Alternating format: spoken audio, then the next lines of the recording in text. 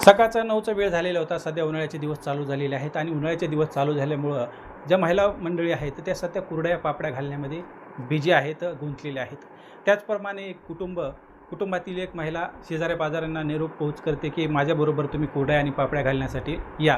आणि त्यानंतर मग जवळच्या ज्या महिला असतात त्या सर्व महिला तिला मदत करण्यासाठी त्या ठिकाणी येतात आणि 2 खाटावर पापड्याचा कार्यक्रम त्या ठिकाणी चालू झाल्यानंतर काही वेळामध्ये जवळपास एक अर्ध्या पाऊण तासामध्ये त्यांचा तो सर्व कार्यक्रम उरकतो आणि त्यानंतर जी महिला असते ती घरामध्ये जाते. त्यानंतर इतर महिला देखील त्यांच्या घरी जातात. सकाळचे 10:30 वाजले होते.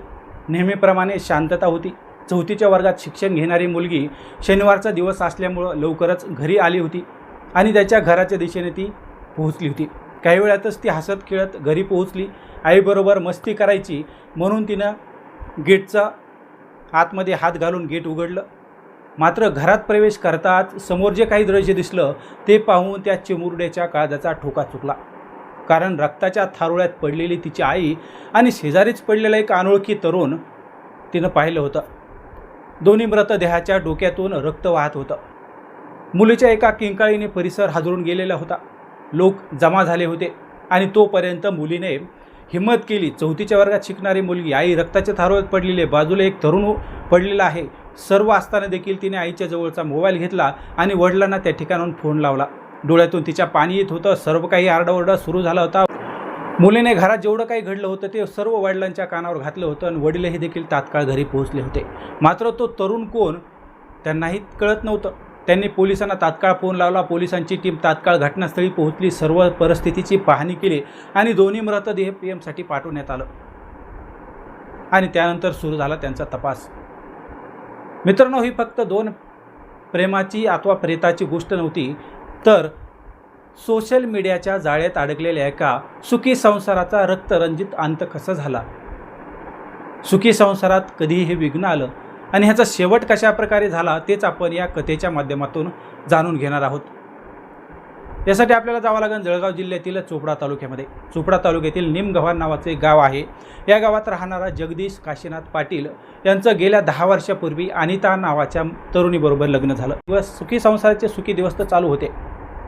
अनिता आणि जगदीश यांच्या पोटाला एक मुलगा हर्ष, मुलगी तनुजा आलेली होती. सर्व काही आनंदाने सुरू होतं. मात्र काही दिवस निमगव्हाण या ठिकाणी राहिल्यानंतर जगदीश यांनी मुलांच्या शिक्षणासाठी चोपडा तालुक्यातील अकुलखेडा नावाचं गाव गाठलं. या ठिकाणी शिक्षणाची सोय होईल या उद्देशाने जगदीश हा सर्व कुटुंब घेऊन अकुलखेड्यातील प्लॉट भागात राहू लागला होता. त्या ठिकाणी व्यवस्थित घर देखील बांधलेलं होतं. त्या ठिकाणी तो राहत होता. मात्र त्या ठिकाणी राहत असताना तिथून सर्वच सोय होती. शिक्षणाची सोय होती. मुलीची शाळा देखील जवळ होती. मुली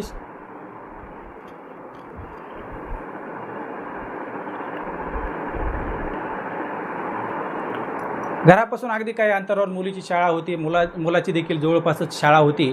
त्यानंतर मुली आणि मुलगा दोघेही शाळेत गेल्यानंतर जगदीश हा त्याच्या कामकाजानिमित्त सकाळीच बाहेर निघायचा, घेऊन जायचा.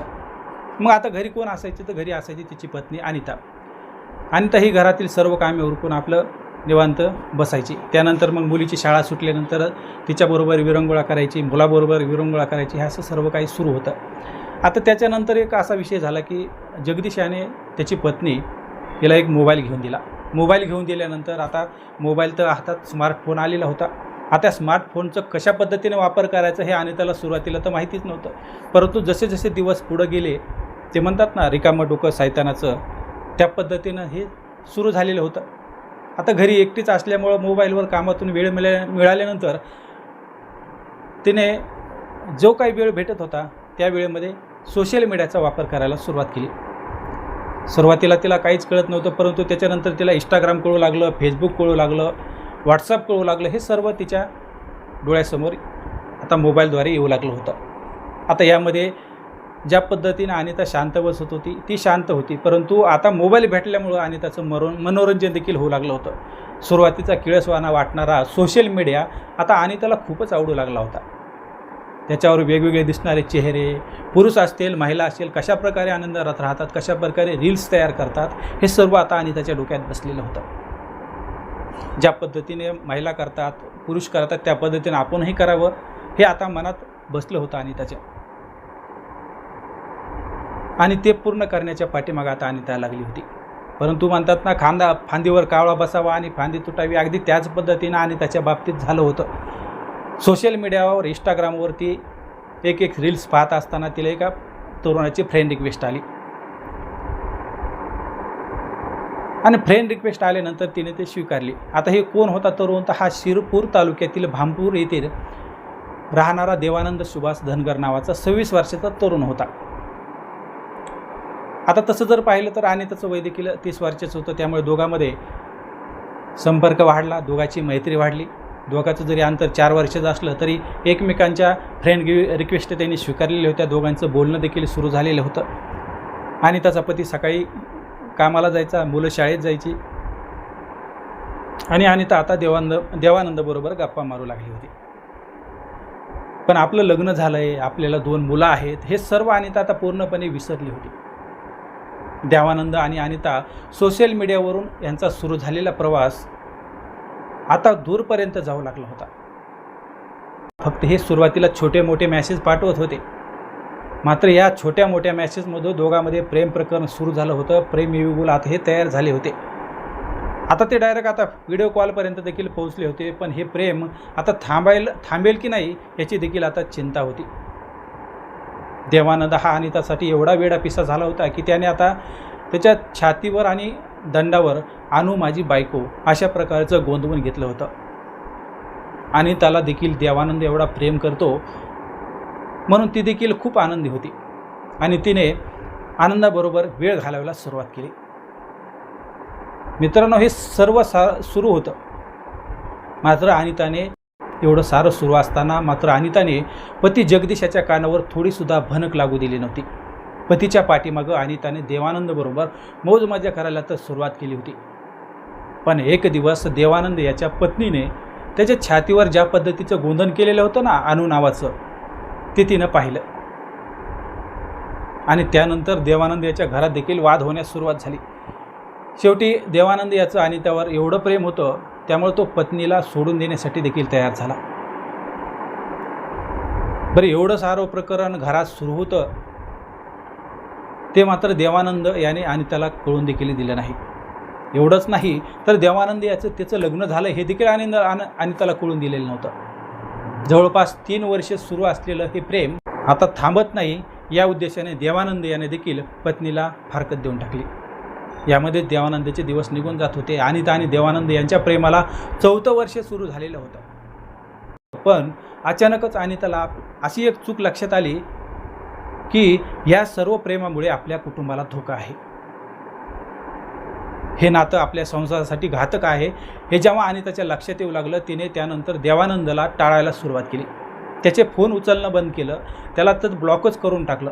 पण देवानंदसाठी ती एक फक्त ओळख नव्हती, तर तो अनितासाठी एवढा वेडापिसा झालेला होता की तू माझ्यापासून दूर कशी जाते हेच मी पाहतो, अशा प्रकारची तो धमकी देऊ लागला होता. अनितानं 3 वर्षे त्याला झुरवत ठेवलं होतं. त्यामुळे तिची पत्नी देखील त्याला सोडून गेली होती. एवढं प्रेम अनितावर तो करत होता.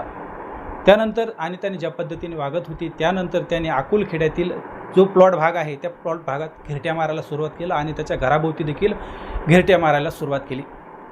मात्र एक दिवस अनिताने त्याला पाहिलं आणि त्यानंतर ती आता तिचा दरवाजा बंद करून घरात शांत बसली. पण 4 वर्ष ज्या पद्धतीनं देवानंद अनितावर प्रेम करत होता तो वेडापिसा झाला होता आणि अचानकच अनिताने त्याचा संपर्कच तोडून टाकलेला होता. जर देवानंद याच्याबरोबर मी बोलले तर सर्व भांडाफोड होईल या उद्देशाने अनिता आता त्याला बोलत नव्हती. त्यामुळे ती घराचा दरवाजा लावायची आणि घरात बसायची. शनिवारचा दिवस होता 28 फेब्रुवारी 2026 रोजीचा. सकाळ उजडलेली होती. सकाळपासून अनिता तिच्या कामाला लागलेली होती. पती जगदीश हा आईला भेटण्यासाठी नेमगव्हाण येथे मोटरसायकलने पोहोचला होता. दोन्ही मुलं सकाळी लवकरच शाळेत गेलेली होती. उन्हाळ्याचे दिवस असल्यामुळं अनिताने कुरडई आणि पापड्या घालायचा बेत आखलेला होता. त्यामुळे तिने काही ज्या परिसरामध्ये त्यांच्या घराच्या आजूबाजूला ज्या महिला होत्या त्यांना बोलून घेतलं होतं. सकाळी 9 वाजले होते. 9 वाजता सर्व महिला जमा झालेल्या होत्या आणि त्यांचा कुरड्या पापड्या घालण्याचा कार्यक्रम देखील सुरू झालेला होता. सर्व काही त्या ठिकाणी सुरू झालेलं होतं. त्यानंतर अनिताने सर्व महिलांसोबत पापड्या घातल्या, कुरड्या घातल्या. जवळपास हे सर्व कामकाज करण्यासाठी त्यांना जवळपास पाऊण तास त्या ठिकाणी गेला. जवळपास 9:45च्या सुमारास अनिता हिने घरात प्रवेश केला.